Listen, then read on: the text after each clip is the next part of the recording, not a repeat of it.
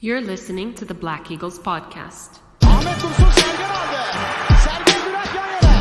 Sergen Bülent. Sergen. Yanında Süper var. Süper'e doğru at. Süper gitti. Süper topu aldı. Sergen aldı. Gol. Sergen attı. Sergen attı. Şampiyonluk geldi. Sergen attı. Şampiyonluk geldi. İbrahim'in pası. Zuma. Şimdi Ahmet. İkinci gole gidiyor Beşiktaş. Ahmet.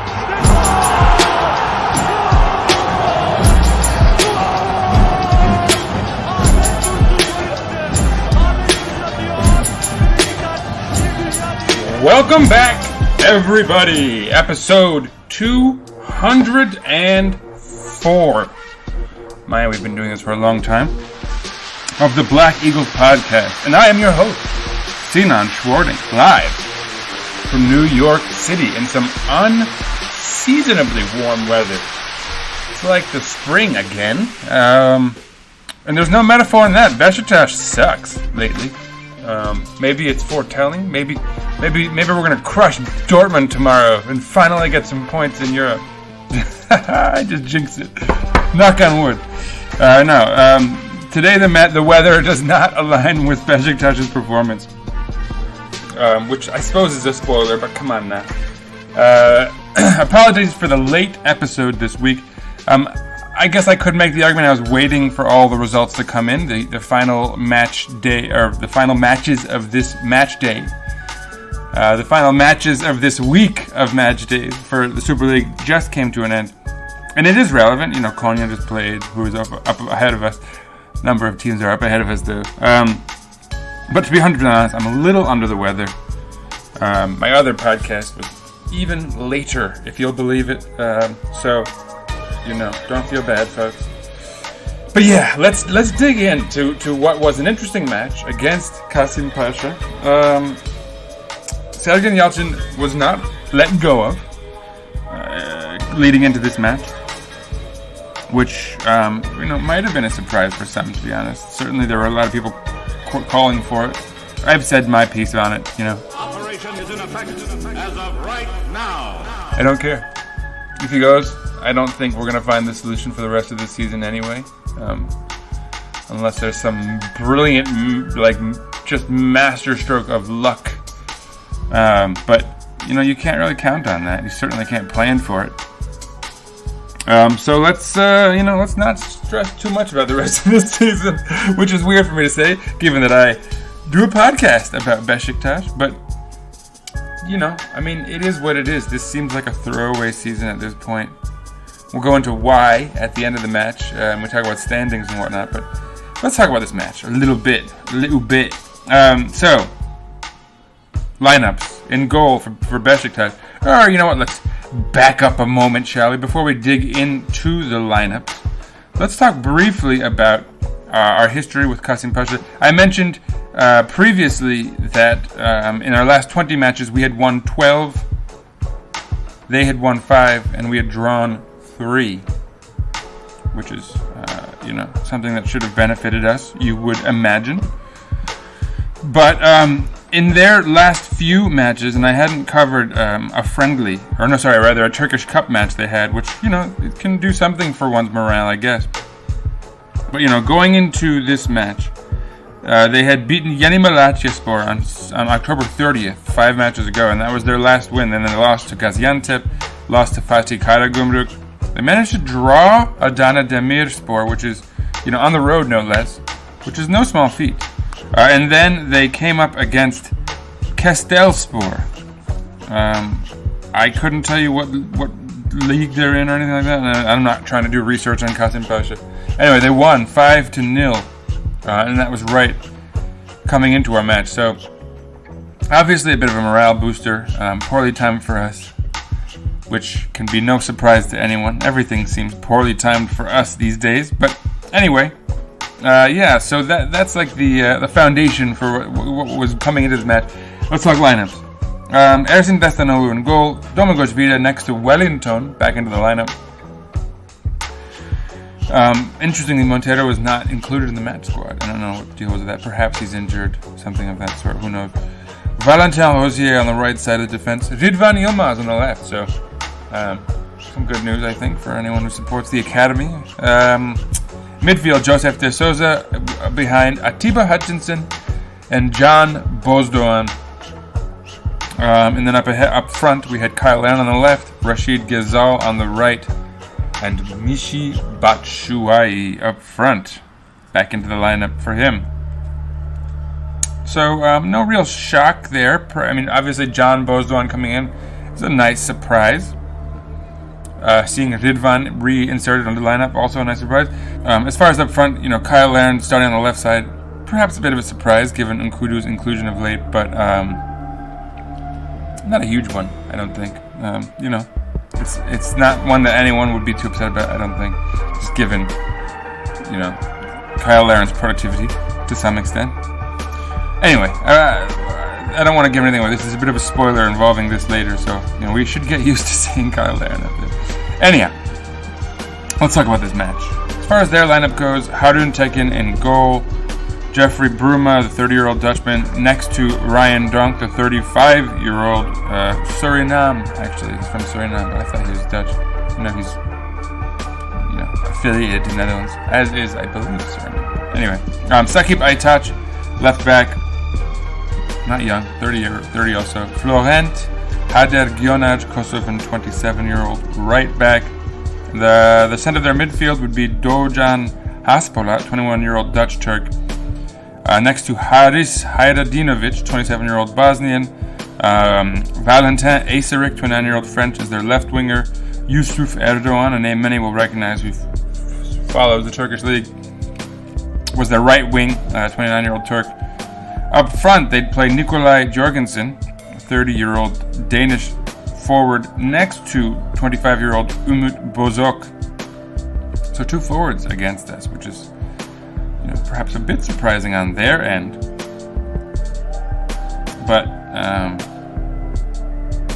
Hakan Kutlu is a name that many have not, we don't really know what he's up to these days or what he's up to as a rule. Anyway, let's dig into this match. Let's finally dig into this match that nobody wants to relive, probably.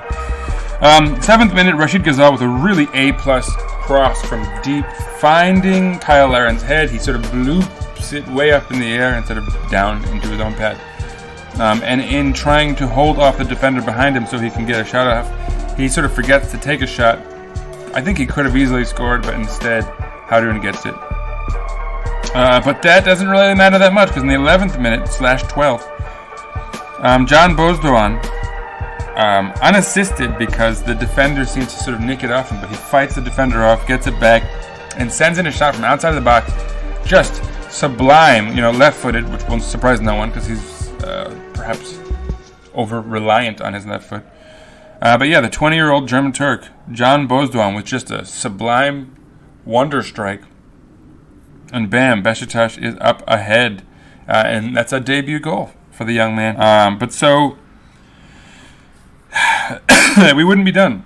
15th minute, Rashid Ghezal would find Michy Batshuayi. Looked like it was almost perfect, maybe a little too high. Or Batshuayi was a little too slow. And he wouldn't quite get his head to it. It would be called offsides, but I think if it had gone to VAR, they would have found he was not off. So, whatevs. 29th minute, Ridvan, a really poor touch, gives it away to Yusuf Erdoğan, who sort of races into the box, cuts in, because I think it was Vida who sort of didn't defend particularly well on the follow-through, on the follow-up, rather. But Yusuf sends the shot wide, slicing it just beyond the goalposts. And we're still up ahead. Just in time to respond in the 32nd minute, Michy Batshuayi with a goal called offsides. So I don't even want to go into the details of it. It's depressing. 43rd minute, a yellow card for Joseph de Souza. In the 46th minute, they would sub in Kevin Varga for Nikolai Jorgensen. So they'd bring in, go a little bit more sort of defensive in theory. Varga is, of course, the Hungarian winger. So, Beşiktaş, no changes, as you might expect. And right out of the gates, 48th minute, Umut Bozok gets a sort of crazy opportunity. It finds him right in front of the goal, and he sort of screws the pooch. slides in to try to get the ball into the back of the net, and it just sort of fluffs it to Ersin. I mean, he does pretty well to advance and get the ball.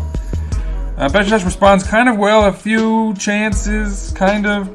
Finally, like the third really good, not really good, the third decent chance in this little flurry. Sees a corner come in from Can Bozdoğan, I think.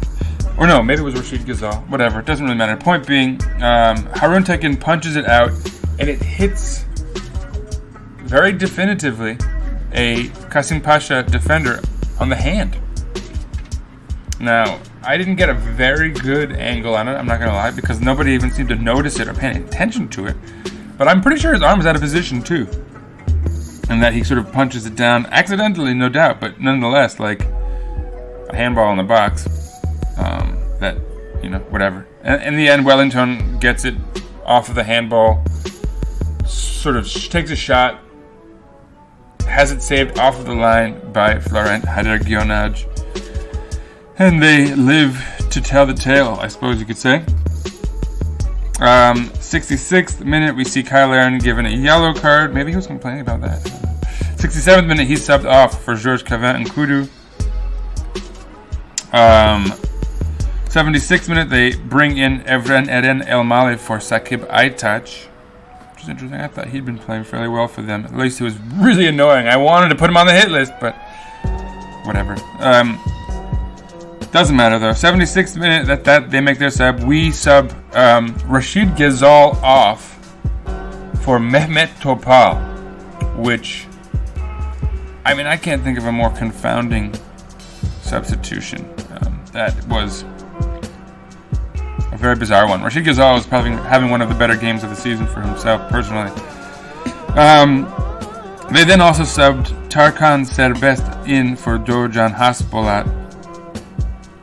79th minute, Atiba with a really nice sort of dribble and cuts it back to Can Bozdoğan, who sends a shot in, but it's saved fairly easily, although, Harun Tekin's moving the wrong way and has to use his feet to make the save. Could have been placed better, though, no doubt. Next up, 81st minute / 82nd. A nice ball up from Ryan Donk would find Eren on the wing. Eren would send it in really well. Wellington just, I don't know where he is on this play. Doesn't even make an attempt on it. Finds Umut Bozak easily. Eren, by Eren, I mean Evren Eren Elmalı, but he goes by Eren, apparently. Anyway, Umut Bozak scores. 81st minute, 1-1. Nobody's shocked. Or sorry, maybe 82nd minute, but I don't think anyone's shocked. I honestly expected it the entire way through. They were starting to press more. Statistically, we were better. We had way more good chances and everything, but still, you kind of, just given where we are, our luck and all year, kind of saw it coming. It doesn't help that they may have gotten away with a handball in the box. Not like just minutes earlier, but whatever. Actually, it was like 10 minutes earlier, but whatever. Anyway, substitutions. Mortada Ben Uanes comes on for Yusuf Erdoğan. Mikhail Travnik comes on for Haris Hayradinovic. Kenan Karaman comes on for Atip Hutchinson. Guven Yalçın for Mishi Batshuayi. In the 88th minute. In the 89th, yellow card for Tarkan Serbest. And for Wellington, shoving. In the 3rd minute of extra time, Mikhail Travnik gets a yellow card for them, and the game ends a draw 1-1 at the end of full time. And it might as well have been a loss, right? Didn't help us. It's just a single point. Nobody's happy about it. But here we are.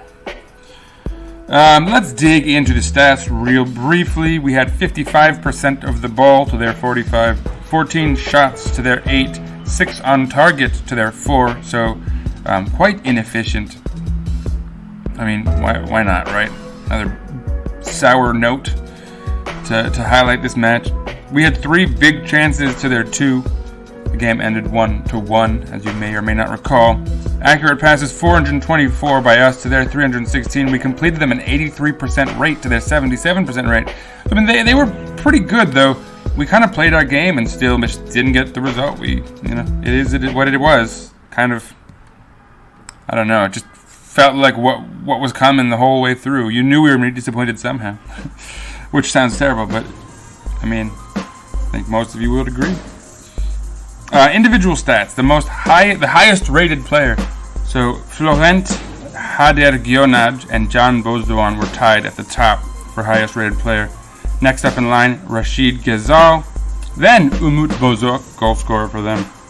Wellington, interesting. Valentin Aysedik. I guess statistically he doesn't get hurt from whiffing on their goal, whatever. So Aysedik, Valentin Rosier, so a little bit of French there. Eren Elmaly right there, who came in really at the end of the game too, so good on him. Obviously the assist helped. Jeffrey Bruma, Dorjan Haspolat, and Ridvan Yilmaz. Oh, and Atiba Hutchinson.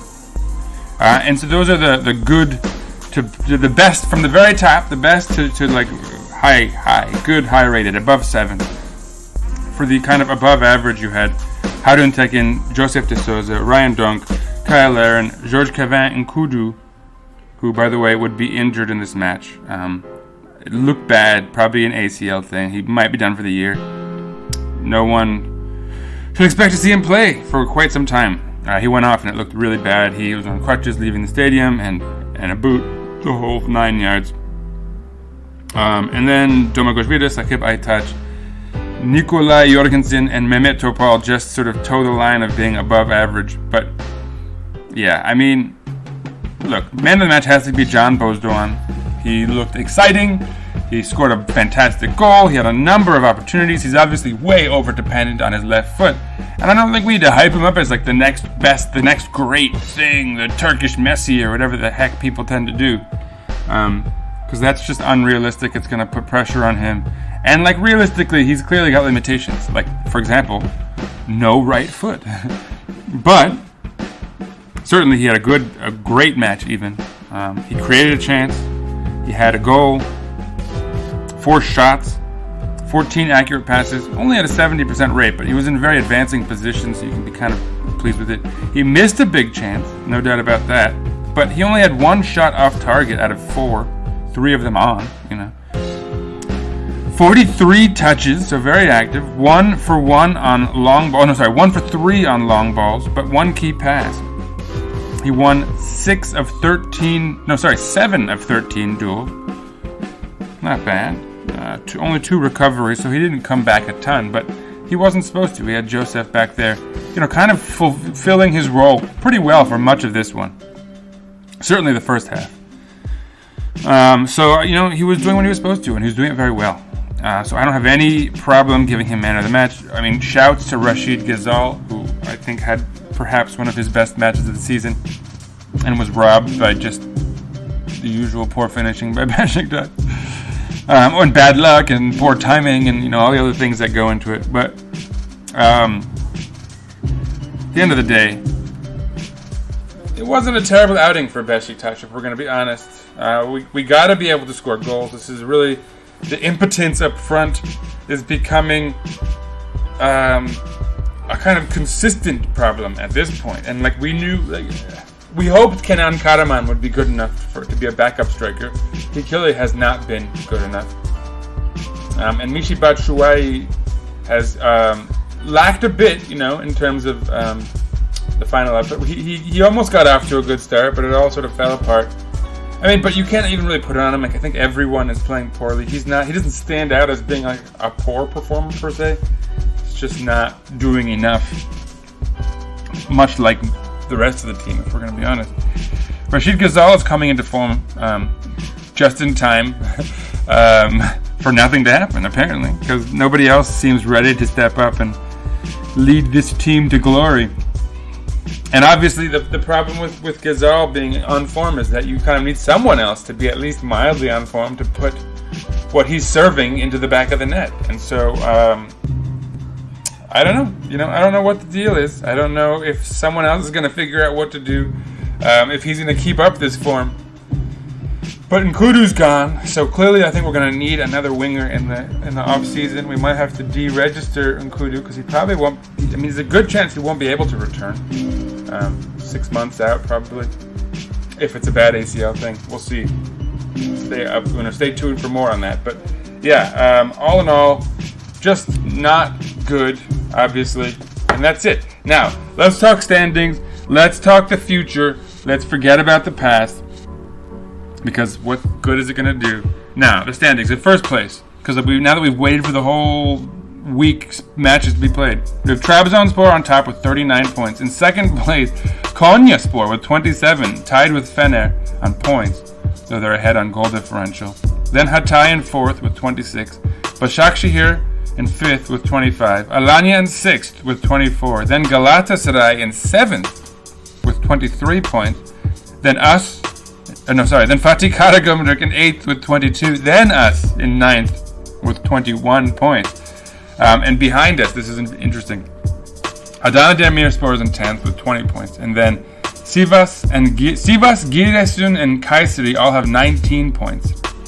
Altay, Antalyaspor, and Gaziantep with 18. All six of those sides any one of those six sides could potentially have 21 points or 22 points. Come the end of the next match. So if we keep dropping points, we could find ourselves... I brought us, by the way, all the way down to 16th place, right above the relegation zone with those 18-point squads. So we're 3 points above, the teams that are just above the relegation zone. So take that for what it is. We are not doing very well. And that is an understatement, perhaps. Now let's talk about the future. And specifically, we're playing Dortmund tomorrow. So strap in, folks. I'll be back pretty soon, hopefully. Now, as far as Dortmund goes, nobody cares, right? Like, we don't care about this match. We don't care about the Champions League. We're not going to do anything good in the Champions League. It doesn't matter what's going to happen. Dortmund, what the heck, right? In their last 5 matches. 5 matches ago, they lost. Well, you know what? Let's go 6 so we can talk about their last Champions League match as well. Or, 2 champions. So they lost to Ajax 1-3 in Germany. They lost to Leipzig, RB Leipzig, Red Bull Leipzig, on the road, 2-1. They beat VfB Stuttgart 2-1, but then again in the Champions League lost to Sporting 3-1. Sort of real poor outing for them. That was it for their Champions League campaign. Against Wolfsburg, they won 1-3 on the road, but then they followed that up with a loss to Bayern Munich 2-3 at home. So they're in kind of middling form, winning, losing, and losing some of the bigger ones. So they're probably not thrilled about life, in general. Although with that said, they are in second place in the Bundesliga with 30 points, 4 points back on Bayern Munich. And that's despite losing to them on the week. So they were only a point back going into that. And they had a chance to overtake them. So they'll obviously be pretty devastated about how that match played out. As far as how they'll feel about where they are right now. It's probably worth noting that they'll be even more devastated because they had the lead. They scored in the 5th minute, and they had the lead for 4 minutes, and then it was taken back. Lewandowski. It was sort of trying to fight against the inevitable tide from then on. It seems like. But anyway, Dortmund is going to be upset about losing, and potentially hopped up to win this. Although they have nothing to play for either, because they can't fall any further than they have. Champions League money is always welcome, although the players don't feel it, so that doesn't necessarily motivate them to do anything. So, it's going to come down to, I think, sort of smattering of B-team players and A-team players on either side. A match that doesn't matter for much. You could see Dortmund running away with it, just given our form and everything. Just as you could see us maybe nicking a result ourselves against the grain, if you will. But anyway, for what it's worth, this game matters almost none, zero. Doesn't matter at all. What does matter, however, are our games upcoming. Next match is on Sunday, December 12th. We'll be hosting Kayserispor. And then we have a week off. Hooray for me. And then we're playing Fenerbahce. On the road. So we're on the road. It's a derby. 1 p.m. On Sunday, December 19th. That's always going to be a huge game. Then we're going to host Göztepe. We're going to be on the road in Konya. And then we're going to be hosting Altay in the Turkish Cup. And then we get our little break, finally. We won't play again until January 9th. So we'll have, like a week and a half, basically, to unwind for the New Year's. And so that will be, this chunk of matches here, these 5 matches, if you include the Cup match, or the Champions League match, or 6 if you include both, but really 4 matches in the league. Kayseri at home, Fener on the road, Göztepe at home, Konya on the road, are going to dictate what the rest of our season will be all about. If we lose to Fener, obviously if we lose to Kayseri, we might as well, I don't think anyone would really be shocked at this point, but if we lost to Fener, that would be tragic, because then we'd be giving them a hope for their season to potentially try to fight Trabzon for the title. If we could beat them, it would be fun. It would make us feel better, but also it would really devastate them and their chances for making a run at the top of the league, given just where everything is. The fact that already Trabzon is 12 points up on Fener and Konya, so a loss for them would really set them back. Assuming Trabzon keeps winning, we kind of all expect Abdullah Avcı to choke and fall apart at some point. It's just how much can he, right? I guess if they lost 4 matches in a row at this point, and either Trabzon or Konya won their 4 matches, boom, the league's back on, which is not impossible given Avcı, right? We've seen it before ourselves, live and direct. But anyway, let's forget all about this stuff. Let's forget all about everything. Let's try to enjoy our last match in Europe tomorrow, 3 p.m., or Tuesday, December 7th. At 3 p.m., we're going to be in Dortmund, in Germany. And yeah, let's just, let's hope it goes all right, I guess.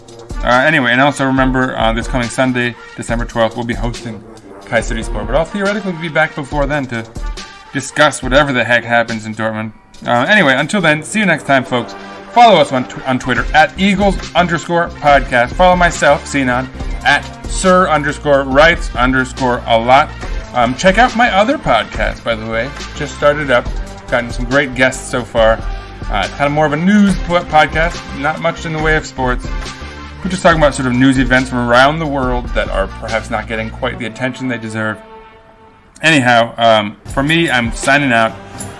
See you next time, folks. And as always, let's go Beşiktaş! Peace out! Şimdi Bobo'nun önüne. Bobo aldı. Bobo girdi. Bobo çok babasın. Çok harikasın. Çok güzelsin. Harika.